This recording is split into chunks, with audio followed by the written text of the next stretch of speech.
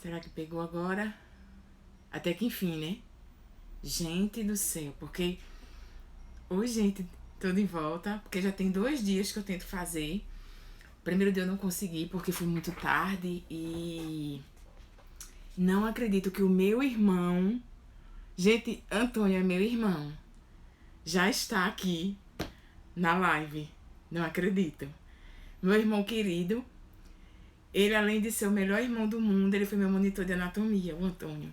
Ele sabe tudo. Ele nem não sei o que ele tá fazendo nessa live, porque ele sabe de tudo. De anatomia, de história da anatomia.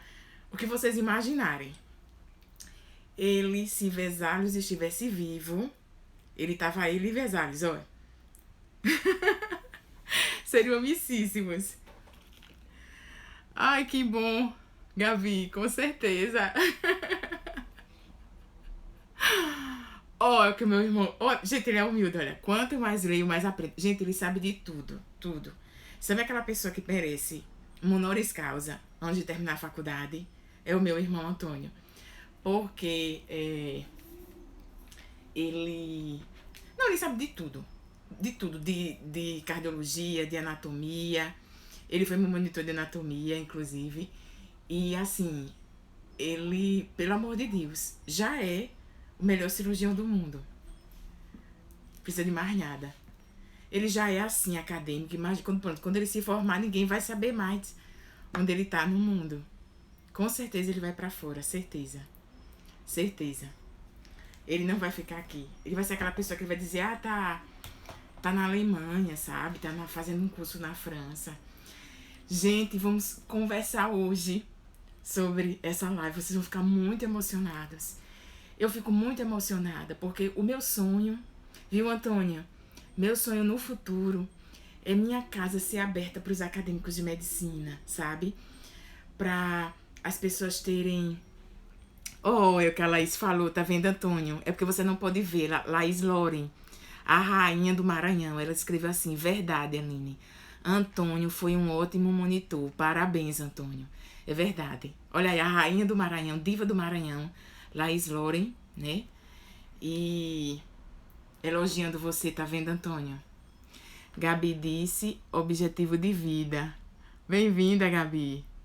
Vou seguir. Pode seguir, Gabi. Gente, olha, o Antônio tá agradecendo, Laís. Mas ele merece, né? Esse povo assim, que já nasceu brilhando, merece. Gente, deixa eu explicar pra vocês por que eu me emociono. Esses cadernos anatômicos do Leonardo da Vinci não tem mais pra vender. Foi uma tiragem, assim, de colecionador. Eu tenho que explicar pra vocês por que eu sou colecionadora desses cadernos anatômicos. Eu tenho muita vontade de, no futuro, abrir minha casa para as novas gerações. Se isso aqui se perder, geração, por exemplo, como a Maluzinha. Maluzinha, ela é pequenininha, tem 3 anos de idade. E ela é filha de uma colega nossa lá da faculdade. Então, se isso aqui se perder, os acadêmicos do futuro não vão conseguir saber da importância de toda a evolução da anatomia, de como hoje, pra gente, até como mulher está na faculdade de medicina, foi importante toda a história, principalmente da anatomia. No futuro eu vou trazer para vocês aqui a história da doutora Micaela Quinn. A doutora Micaela Quinn foi a primeira médica a se formar nos Estados Unidos, e ela ia estudar anatomia e os colegas ficavam rindo dela. Ela ficava numa bancada sozinha, porque os homens não permitiam mulheres nas universidades. E hoje e quantas mulheres hoje são livres e podem estar dentro da universidade. Então é importante a gente saber da história assim. É importante a gente saber como foi que Leonardo da Vinci sofreu, como o Vesalius sofreu, minha gente, para estudar anatomia, como ele sofreu para que eu e você, nós tivéssemos em casa mais de 20 livros de anatomia. Isso só é permitido porque pessoas como Vesalius, Leonardo da Vinci, da Carpe, eles roubavam, né, muitos cadáveres à noite, eles dissecavam nos subterrâneos, eles estudavam para que eu e você pudéssemos ser livres. Gente, no século XIII não se tinha desenho de anatomia. Século XIII, eu queria mostrar pra vocês como era o desenho de anatomia. Parece o desenho de uma criança de 5 anos. um boneco no século XIII. Então nós não tínhamos desenhos anatômicos no século XIII. É graças a pessoas como Leonardo da Vinci, da Carpi, Vesalius, que nós temos no século XVI, que nós viemos realmente ter, digamos assim, cadernos anatômicos de vergonha, sabe? Que nós podíamos realmente estudar anatomia. E aí deixa eu contar para vocês, mais ou menos. Hoje a gente tem Sobota, tem Netter, a gente tem mais de 30 livros de anatomia. Eu, por exemplo, eu tenho 24 livros de anatomia. Mas para eu ser livre desse jeito, olha só quanta gente sofreu. Gente, eu me apaixonei, eu demorei para me apaixonar por Leonardo da Vinci. Eu não admitia ele como anatômico, de forma alguma. Eu tinha 12 anos de idade quando eu me apaixonei por um anatomista, pela história do anatomista, que viveu... ele faleceu, deixa-me ver, em 1530. O nome dele era Jacopo Berengario da Carpi. Era um anatomista italiano maravilhoso que lançou uma atrás de anatomia em 1522. Eu me apaixonei pela história de Jacopo da Carpi porque ele falava sobre o baço, sobre o apêndice vermiforme. E, por exemplo, o baço foi ignorado por Vesalius, né? Leonardo da Vinci, no caso, já falava sobre o baço. E ele tinha algumas coisas peculiares, né? E era o meu preferido. Vesalius sempre foi o pai da anatomia moderna. Ele foi professor de anatomia da Universidade de Padova, na Itália. Ele foi, digamos assim, médico dos reis, né? do rei Carlos V. Então ele tinha muita importância, o Vesalius, naquela época.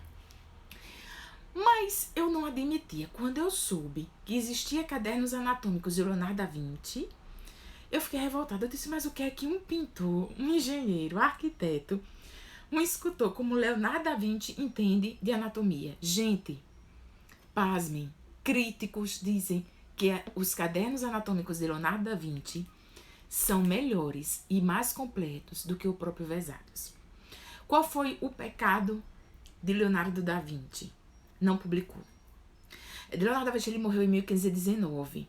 Quando ele começa a dissecar os corpos, a fazer toda a descrição nesses esboços, era mais ou menos 1498. Ele termina em 1513, 1515 e falece em 1519. Isso nunca foi publicado.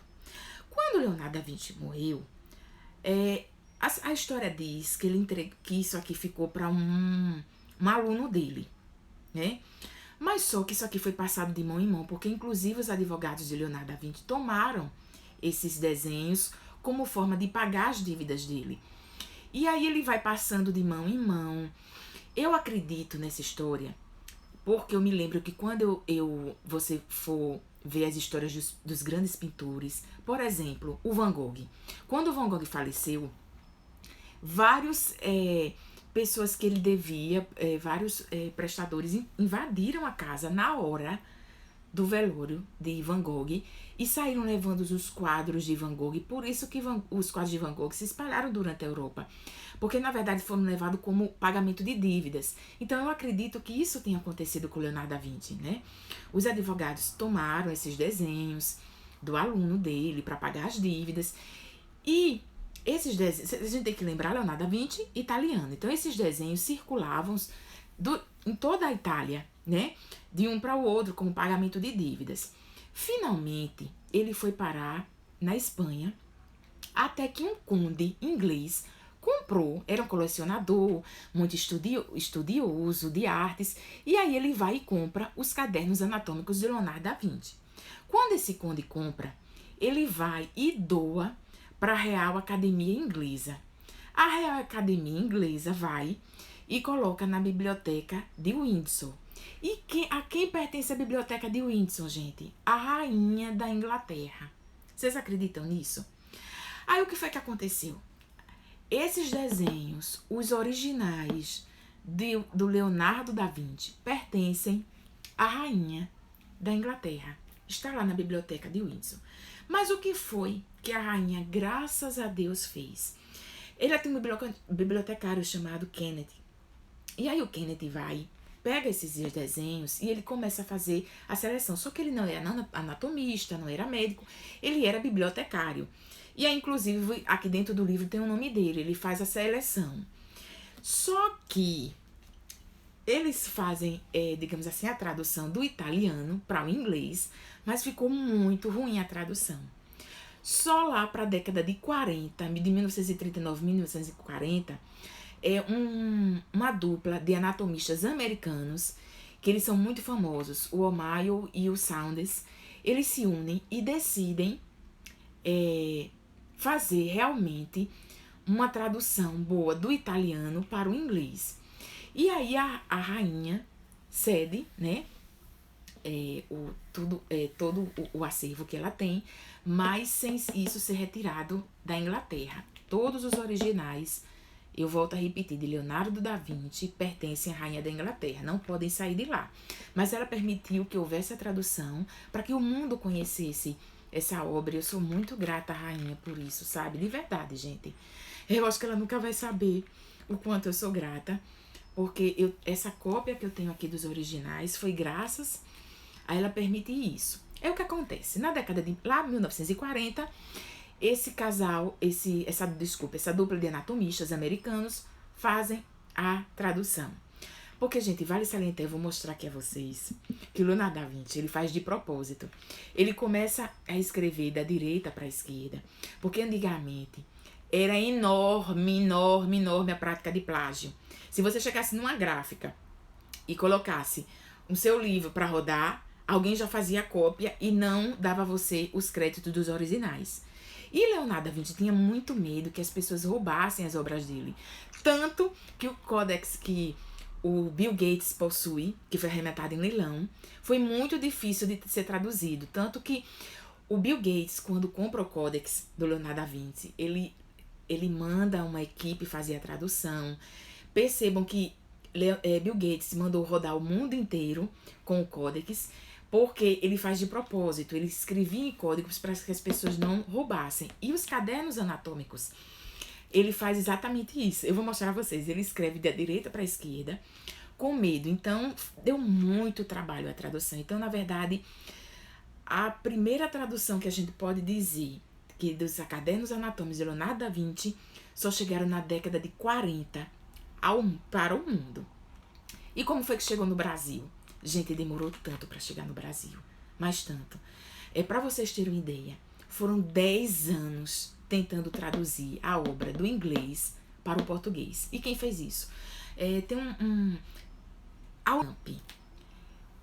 Na verdade, a USP tem a primeira edição The Humane Corporis Fabricas do Vesalius.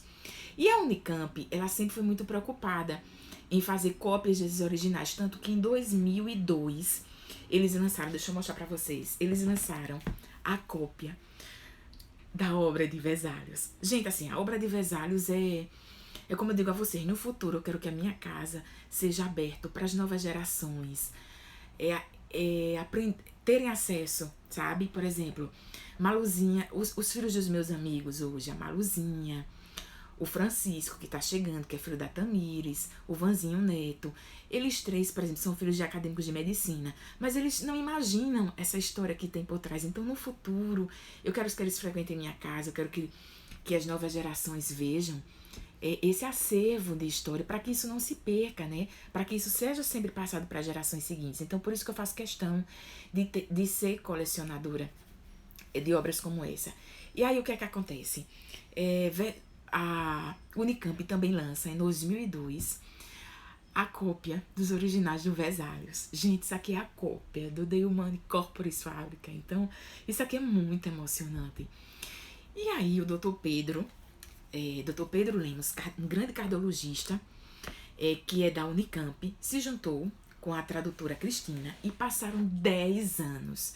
Eles pegaram as obras que foram passadas do italiano para o inglês, por aquela dupla de O'Malley e Saunders, e passaram 10 anos tentando traduzir para o português. Para vocês terem uma ideia, isso aqui foi lançado em 2012. Nós temos aí o quê? 9 anos, não é isso? 9 anos que o Brasil tem a oportunidade de ter, digamos assim, em português, a cópia né? Dos originais de Leonardo da Vinci. Gente, que não é vendido mais, você não encontra para vender, só se, por exemplo, como aconteceu comigo, um médico falecer, né? E passar para outra pessoa. Isso, na verdade, é passado de colecionador para colecionador, né? Você não vê mais isso aqui no mercado, por isso que eu faço questão de guardar bem guardado, de ter para eu poder mostrar para os filhos dos meus amigos no futuro, né? Passar essa história. Bom, gente, é como eu tava contando para vocês. O conde, né, comprou os originais, deu à rainha, a rainha permitiu, a rainha até hoje tem os originais. A primeira tradução ficou muito ruim, né, que foi do italiano para o inglês, não ficou boa. Aí a dupla na década de 1940, 39 a 40, essa dupla de americanos, anatomistas americanos, O'Malley e Saunders, traduzem. E no Brasil foi lançada pela primeira vez em 2013, mas a gente tem que lembrar que de 2002 a 2012, o Dr. Pedro Lemos, cardiologista, e a tradutora Maria Cristina tiveram 10 anos de trabalho para o português. E aí eu vou mostrar para vocês. Sim, gente. Aí eu ficava indignada, né? Como eu disse a vocês. Gente, o que é que Leonardo da Vinci sabe sobre isso? Deixa eu explicar para vocês. Ele começou, ele dissecou o corpo de um idoso e de um rapaz jovem. Ele dissecava bastante. Inclusive, Vesalius, na própria obra dele, ele fala que ele ia para cemitérios, ele roubava ossos, eles pegavam corpos de pessoas de indigentes e dissecavam nos subterrâneos. Por exemplo, Vesalius, ele foi aluno do grande anatomista chamado Silvius. E ele dissecava com os acadêmicos de medicina nos subterrâneos da França, porque a Santa Inquisição não permitia, gente, dissecar corpos, então tudo isso era escondido. Tanto que a Santa Inquisição condenou Vesalius por violação, né, do corpo, descobriram que ele dissecava, e ele foi, na verdade, castigado. Mas como ele era amigo do rei Carlos V, não permitiu que ele fosse ser queimado numa fogueira ou numa guilhotina, mas que ele pagasse fazendo uma peregrinação e até Jerusalém. E aí ele morre, ele contrai tifo no caminho e morre. Vesalius lançou a obra dele em 1543, que é o grande obra do pai da anatomia moderna. Ele era professor de Pádua, ele era respeitado, era anatomista médico do rei.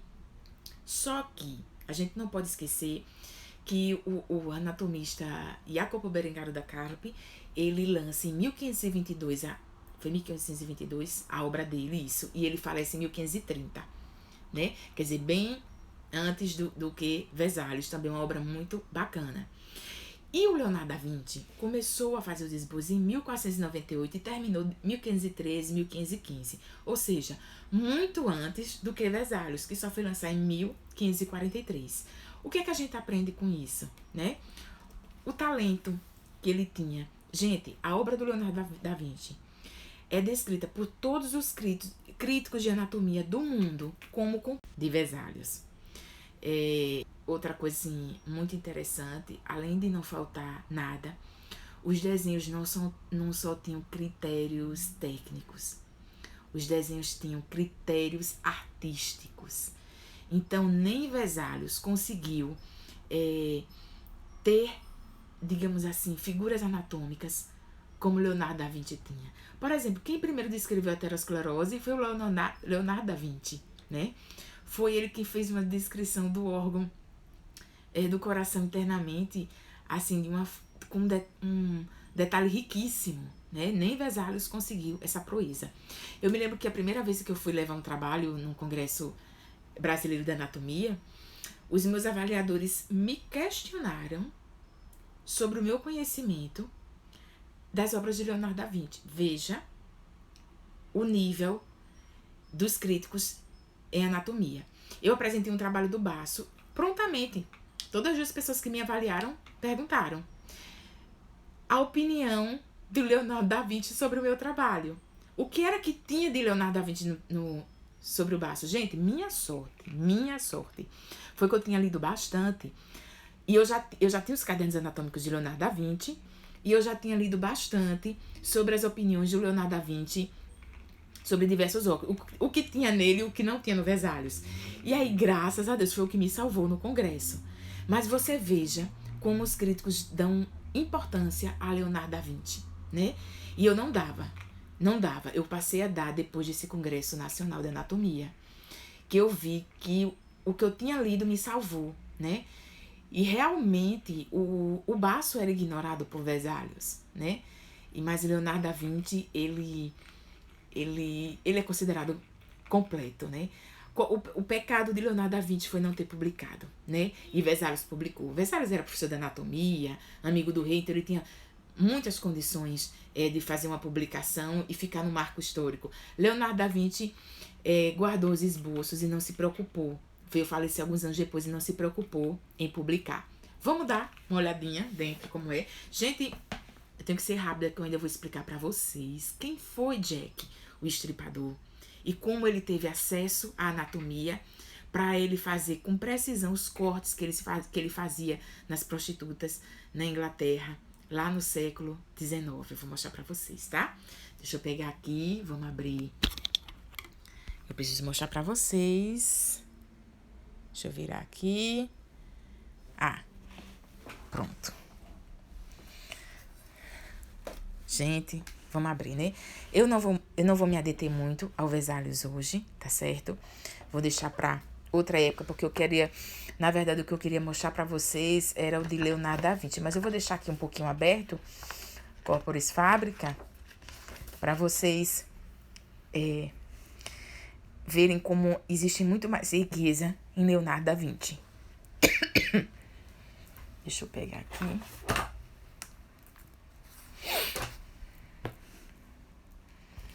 Olha, gente, isso aqui é talvez um dos poucas cópias que ainda existem nesse país da obra de Leonardo da Vinci.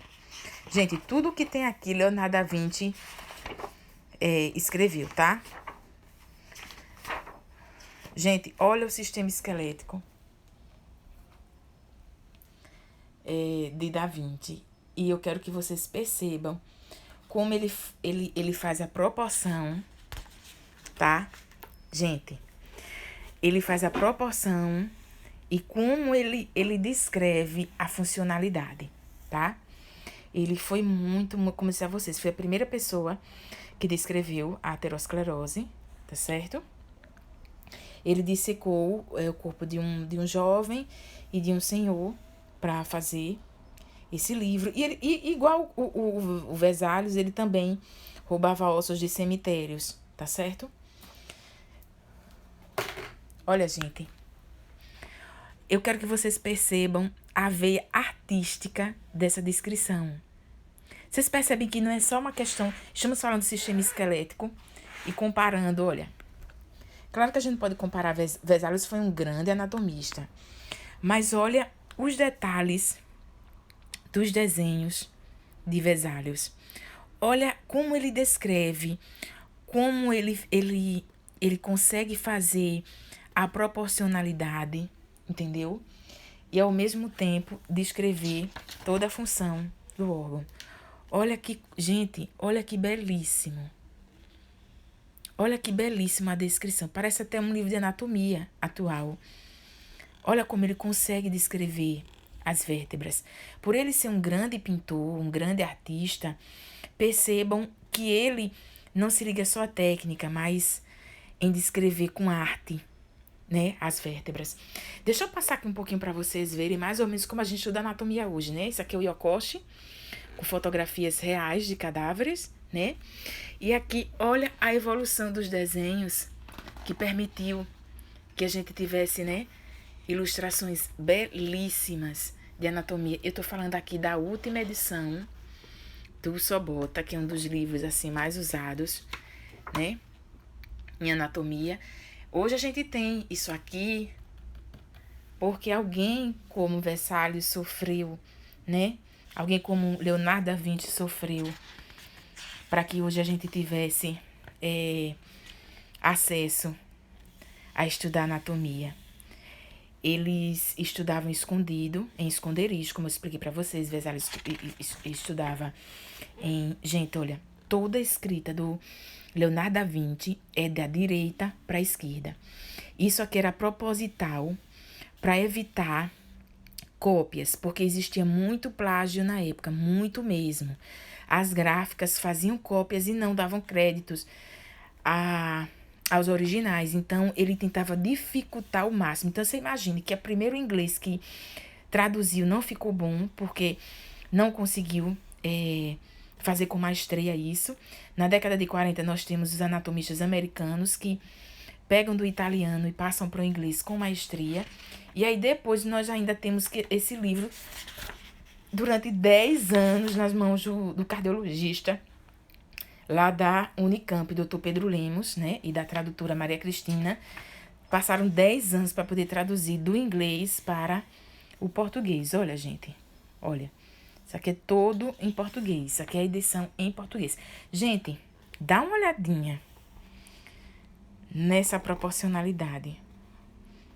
Preste atenção, gente, e olha, vale salientar que Leonardo da Vinci, ele escreve na obra que isso aqui que ele está fazendo são esboços.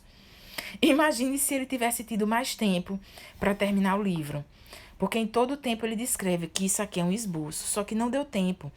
Quando ele termina, ele começa em 1498, termina em 1515, só que ele veio a falecer em 1519, então não dá tempo dele terminar. Gente, olha a riqueza dos detalhes, dos desenhos de Leonardo da Vinci. Tá vendo, gente? Para que a gente hoje tenha tantos livros de anatomia, foi assim que os primeiros anatomistas faziam, né? Eles pegavam ossos, eles tinham necessidade de fazer uma descrição muito perfeita, e ao fazer essa descrição perfeita, isso aqui foi possível que as gerações seguintes, né, tivessem acesso e pudéssemos ter tantos livros de anatomia hoje em dia. Olha que belíssimo esses desenhos, gente. Isso é emocionante. Talvez vocês tenham dito assim, mas nós temos tantos livros de anatomia hoje, perfeitos. Tá, mas a gente tá falando no século XVI. Século XVI não tinha. Século XIII não tínhamos livros de anatomia. Nós estamos falando de um livro que foi feito no século XVI, não foi publicado. O primeiro livro que realmente foi publicado foi em 1543, do Vesalius, né? Até porque o Jacopo Berengário da Carpi, quando publicou o dele em 1522, não teve notoriedade. Então, é bem complicado. Gente, olha, para não demorar muito, o sistema muscular também é muito bem descrito também por Vesalius, viu? Quem tiver a oportunidade depois de ver Vesalius também, ele não deixa a desejar. Também é muito bacana. Olha, gente, olha só. Olha como artístico ele consegue passar pra gente a vivacidade da contração desses músculos. Repara. Gente, deixa eu ir contando pra vocês. Por que a questão do Jack o Estripador? Gente, estudar anatomia não era para pessoas pobres naquela época. Vocês veem que, por exemplo, como era difícil, né? Até para Vesalius não era de uma família pobre, Leonardo da Vinci não era de uma família pobre. Então, digamos assim, eles podiam ter acesso, né? As gerações seguintes que estudaram anatomia, eles tinham professores particulares em casa, ó, gente, de direita para esquerda, a escrita. Eles tinham professores de anatomia em casa. Por exemplo, Florence Nightingale, né, que foi pioneira da enfermagem, que fundou a enfermagem, ela era de uma família muito rica inglesa. Então, ela tinha professores em casa de literatura, de língua inglesa, de história, de geografia, de retórica e de anatomia. Então, assim, foi quando ela se apaixonou pelos estudos de anatomia. Inclusive, ela tinha livros de anatomia embaixo da cama, escondido, porque ela dizia que queria ir para a guerra, dizia para os pais ajudar, né? Porque ela tinha muito conhecimento sobre o corpo humano. E eu queria que vocês entendessem que estudar anatomia não era para pessoas pobres naquela época. Então, as pessoas eram muito ricas e tinham professores particulares em casa. Então, o que é que acontece? Quando descobriram Jack, o Estripador, existem historiadores que escrevem isso e acreditam que ele era de uma família muito rica, porque ele matou as prostitutas com uma precisão muito grande nos cortes dos corpos. Ele fez secções nos corpos das prostitutas inglesas. Inclusive, ele seccionava com maestria a jugular. Então, os historiadores contam que só quem tinha acesso a estudos anatômicos eram pessoas de famílias abastadas. Só que ele precisava ser protegido, porque a polícia acreditava que quem fazia realmente aquilo era o neto da Rainha Vitória. Surgiu essa história na época. Só que neto da Rainha Vitória não podia, ser preso. Então, eles fizeram de tudo para tentar encontrar na sociedade alguém que, na verdade, tentasse tomar o lugar de Jack o Estripador. Mas a verdadeira história, e eu acredito nessa versão, é justamente esse, de que o Jack o Estripador era neto da Rainha Vitória. Primeiro porque estudar anatomia não era para pessoas pobres, eram de pessoas muito ricas da Inglaterra, entendeu? Da Inglaterra, da Itália, porque eram professores particulares que iam em casa. E por ele ser neto da Rainha Vitória, ele tinha acesso a bibliotecas, e tinha acesso a professores de anatomia em casa.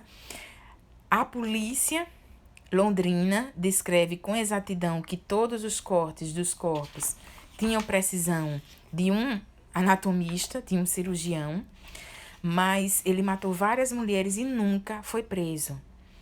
Então, a versão da história é justamente essa, que Jack o Estripador tinha acesso à anatomia, porque ele era da família real e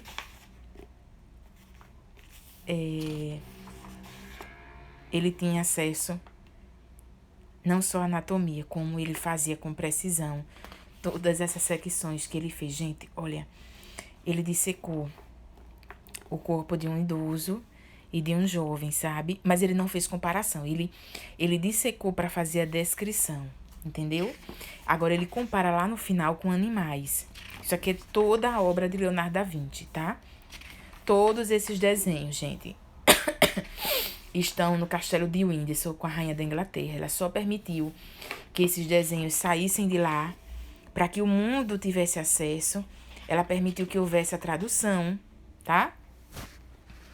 Foi isso que ela permitiu. Ela permitiu a tradução, que outras pessoas fizessem a tradução e o mundo tivesse acesso a todos esses cadernos anatômicos. Mas os originais todos se encontram com a rainha da Inglaterra, tá?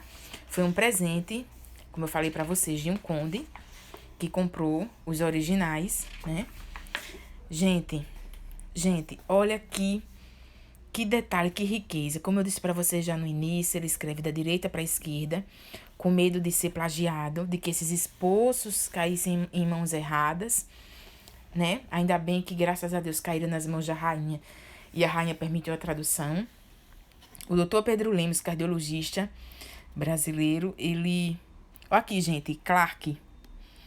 Esse Clark, ele era, como é que eu posso dizer, bibliotecário da rainha da Inglaterra. Foi ele que, quando pegou essas gravuras que tinha lá na biblioteca de Windsor, foi ele que catalogou, tá certo?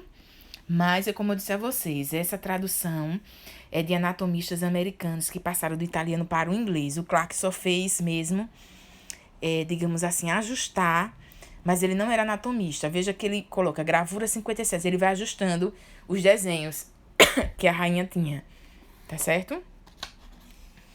E aqui, como ele está em português, foi o cardiologista Dr. Pedro Lemos e a tradutora, a doutora Maria Cristina, que fizeram essa tradução do inglês, como eu expliquei para vocês, do inglês para o português. Aqui no final, ele faz uma comparação com o pé de um urso.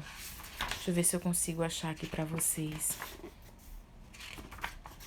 Gente, muito lindo esses desenhos do Leonardo da Vinci.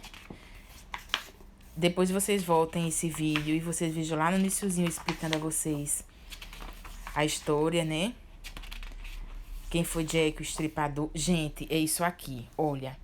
Isso aqui é extremamente inovador, tá? Isso aqui não foi descrito em nenhum livro antes de Leonardo da Vinci, nem depois, demorou bastante. Gente, olha os cortes, gente. Olha as secções, gente. Repara. Do membro inferior. Isso aqui ninguém tinha feito antes, esses tipos de secções do membro inferior. Repare. Que parece como um livro de anatomia nosso, né? Bem seccionado. Quem primeiro fez isso foi Leonardo da Vinci. Olha, gente, olha esse desenho. Olha a maestria com que ele consegue, digamos assim, jogar luz e sombra para poder mostrar a musculatura. Repare só a riqueza. É como eu digo a vocês, os críticos da anatomia recebem com muito prazer os desenhos de Leonardo da Vinci. Não é só pela qualidade técnica, mas a qualidade artística. Nem Vesalius conseguiu uma veia dessa, porque nós estamos falando de Leonardo da Vinci e a gente está tentando mostrar a vocês o quanto ele foi rico em nervos, em tendões, nas muitas inovações que ele trouxe, né, nos desenhos dele. Por exemplo, quem primeiro descreveu, como eu falei para vocês, a aterosclerose foi ele, entendeu? Gente, deixa eu ver se eu acho aqui. Olha, anatomia comparada, era isso que eu queria mostrar pra vocês, gente. Isso aqui é o pé de um urso. Olha só. Olha só. Dissecação da perna. Ah, tá aqui escrito, dissecação da perna e do pé de um urso. Olha só. Isso aqui você só vai encontrar em Leonardo da Vinci. Olha só. O aparato tendíneo da pata de um urso. Olha. Tá vendo? Essa daqui da anatomia comparada, veja como ele naquela época, 1515, gente, já se preocupava com a anatomia comparada. Belíssimo, né? Gente, era o sistema cardiovascular que eu queria mostrar pra vocês. Vesalius não conseguiu mostrar com maestria o coração, tá? Não conseguiu. Inclusive o próprio baço, quem mostra com maestria é o próprio, ele foi muito completo, muito rico, né? Leonardo da Vinci. Gente, olha, gente, as válvulas. Gente, olha quem desenha, gente. No início do século XVI, gente. Para só, Leonardo da Vinci. Olha que riqueza, gente. Ele quem descreveu, já falei várias vezes, né? Aqui, os ventrículos. Inclusive, é o próprio sistema nervoso. Ninguém mostra com tantos detalhes como... Olha aí, Antônio. Isso aqui é pra você. Olha que riqueza do Leonardo da Vinci. Olha. Com as válvulas. Lindo, né? Gente do céu, repara. Nem Vesalius, Antônio, conseguiu essa proeza de mostrar com tanta maestria o coração. Isso são críticos de anatomia, sabe? Que falam não só o coração, como o sistema nervoso. Ele mostrou com muita maestria. Ele vai descrevendo, olha, da direita para a esquerda, todas as observações que ele vai fazendo do coração. Todas as observações. Inclusive, ele dissecou vários corpos. E ele faz muitas observações. Olha, todas as observações estão na obra de Leonardo da Vinci. Tem até uma história que ele colocou um estilete no coração de um porco. E aí ele fica esperando, né? Descrevendo o que ele vai olhando sobre a pulsação. Uma coisa assim incrível.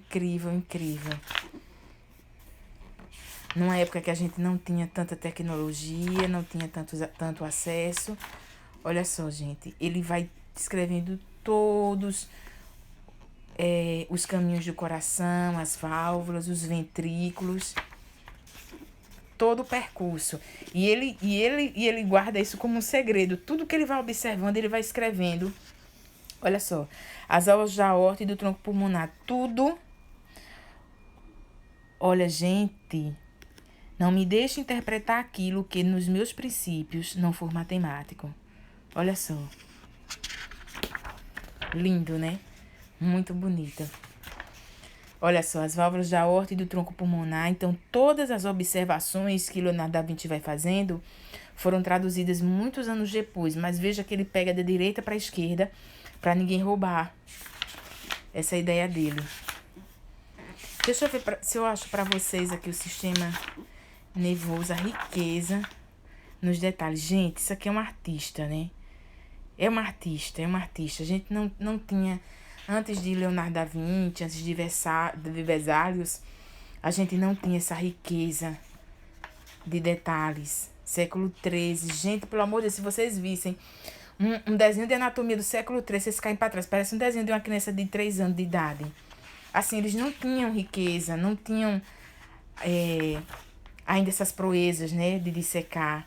E graças a anatomistas, né, como Vesalius, como Leonardo da Vinci, nós hoje temos tantos livros de anatomia, temos tanta riqueza de detalhes. Eu agradeço todos os dias. Quando eu pego um livro de anatomia, eu agradeço a Deus por ele ter dado tanta inspiração a Leonardo da Vinci, tanta inspiração a Vesalius, tanta inspiração a Jacopo Berengario da Carpi. Eu acho que eu me arrepio, sabe? Eu tô toda arrepiada aqui de saber que essas pessoas... Gente, olha só. Saber que essas pessoas permitiram que a gente tivesse, olha, acesso a tanta coisa linda e hoje a gente pudesse estar na faculdade vendo, né? Todas essas veias e artérias com tanta maestria. Graças a essas pessoas, né, que foram iluminadas. Isso aqui é de Deus, eu creio muito. Infelizmente, a Santa Inquisição praticamente matou Vesalius, né? Perseguiu muito os anatomistas, porque não permitiam a dissecação. Mas olha só, quantas cirurgias que nós podemos fazer depois desse conhecimento. Gente, olha, ele enfatiza muito o Leonardo da Vinci de que tudo isso aqui é um esboço, de que um dia ele iria melhorar todos esses desenhos, né? Infelizmente não deu tempo, ele veio a falecer. Mas você imagine, com essa maestria toda, era só o esboço. Imagine se ele realmente tivesse tido tempo, né? De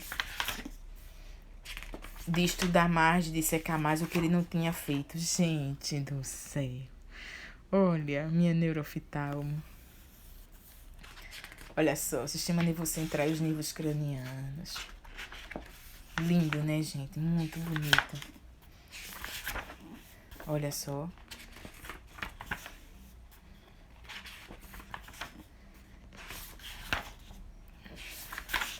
Olha. Quanta coisa linda. Deixa eu passar, senão não vai dar tempo de mostrar tudo assim pra vocês. Eu queria ver, mesmo que fosse mais rápido, eu mostrasse a vocês os cadernos anatômicos. Eu tenho muita vontade, depois de formada, e eu vou realizar esse sonho, de visitar, por exemplo, essas bibliotecas reais inglesas, de visitar o túmulo de Andreas Vesalius, lá em Pádua, né? Sentir esse... Como diria minha amiga Gisele, eu não sei se Gisele vai assistir isso depois, como diziam os bons italianos, sentir todo esse piacere, né? Porque eu tenho muita vontade de visitar o túmulo de Vesalius em Pádua, com certeza. Gente do céu, por favor. Não, gente, para tudo. Gente, o que é isso no século XVI, por favor? Gente, é muito lindo. Muito lindo. Gente do céu, repara. Olha só. Sistema respiratório, gente, por favor, olha o detalhe. Em uma época em que você não tinha só bota, né? Não tinha, né? não tinha gravura nenhuma, então era... O próprio Leonardo da Vinci era um sistema digestório, era um artista, só tinha ele mesmo, né? Pra fazer esses esboços. Gente do céu, o sistema digestório, gente do céu. Estamos falando no século XVI, gente, tá? Olha que coisa mais linda, a riqueza dos detalhes. Gente, o sistema urogenital, olha só. Como ele consegue, né? Naquela época descrever, olha. Ele vai desenhando e descrevendo todas as observações, tá vendo? Deixa eu ver se eu consigo, gente do céu, passar mais rápido, pra poder dar tempo de vocês verem todos os desenhos. Olha que coisa mais linda. Pra poder não sair daqui sem vocês verem, pelo menos, uma grande parte, né, gente? Dos desenhos. Olha só. Olha, gente, que coisa mais linda. Olha que artista. Ai, gente, eu fico muito emocionada. Deixa eu ver aqui. A embriologia tinha uma gravura que eu vi uma vez. Ah, gente, era esse daqui. Gente, isso aqui parece um quadro, né? Olha só. Olha como ele descreve os detalhes, as dobraduras do feto. Vê, gente, que perfeição que Leonardo da Vinci fez. Olha só, gente. Era esse aqui. Eu acho perfeito esses desenhos. Gente, preste atenção nos detalhes, nas dobraduras, né? Do quanto parece tão real ele desenhando os fetos. Tá aí, gente. Terminamos nossa live. Depois vocês voltem aí o vídeo. Pelo menos eu consegui mostrar pra vocês, né? Todos os cadernos anatômicos de Leonardo da Vinci. Eu falei pra vocês um pouquinho do Jack o Estripador, dos livros de anatomia de hoje. Falei de Vesalius, né? Não dá pra gente mostrar muito do Vesalius hoje, porque o nosso foco era Da Vinci. Mas tá aí, 2 grandes anatomistas. Beijo, gente. Deixa eu mostrar aqui o Vesalius, rapidinho. Porque tem muita gente que tem curiosidade de saber como era o Humani Corporis Fabrica, né? E como eu mostrei pra vocês agora o do Leonardo da Vinci, também tem gravuras assim maravilhosas do Corporis Fabrica, do grande pai, né, da anatomia moderna. E deixa eu mostrar só um pouquinho. Hoje não era o nosso foco, tá? Vesalius. Eu só trouxe Vesalius para poder fazer a comparação dos anos e da riqueza com que Leonardo da Vinci tinha. Não só, como eu volto a falar para vocês, não era só a riqueza técnica do Leonardo da Vinci. Ele tinha uma riqueza artística, né? Então, outro dia eu mostro para vocês a obra do Vesalius, tá? Mas eu quero que vocês vão dormir com o que eu mostrei hoje para vocês, o Da Vinci. Um pintor, um artista, um escultor, um engenheiro, um arquiteto, um grande anatomista. Beijo, gente.